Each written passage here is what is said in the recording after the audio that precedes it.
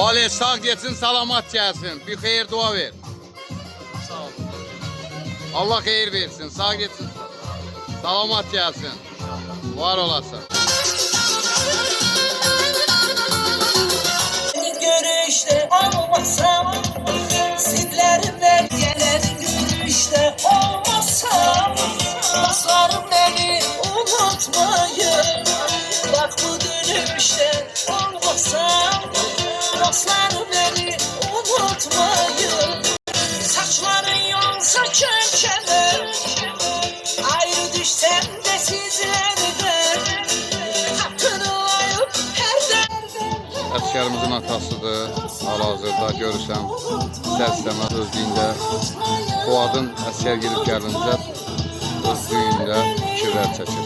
İnşallah sağ gedib salamat gələr, inanılır.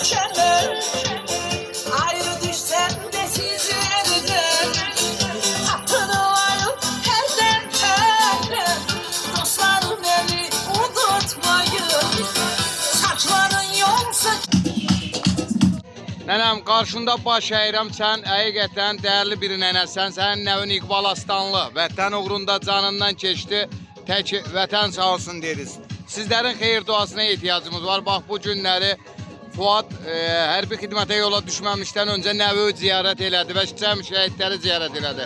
İstərdim bir xeyir dua verəsən. Mənim balama Allah salamat eləsin, sağ-salamat gedib, sağ-salamat gəlsin. Allah o günkü günü qismət eləsin, gəlsin nənə onu gəlib ölsün. Xeyir işini görür. Allah İnşallah. özü rəhm eləsin, yaxşı olsun. İnşallah İsmail'in də toyunda. İnşallah. İsmail elə, o da mənim elə bir balamdır, bu da balamdır, fərqi yoxdur. Sağ-salamat gedib, sağ-salamat gəlsin. Sağ-salamat gəlsin, sağ-salamat gəlsin. İnşallah, inşallah. Ol. Var olasın. Bütün əskər gedən balaların hamısı var. Amin, amin. Var olasın.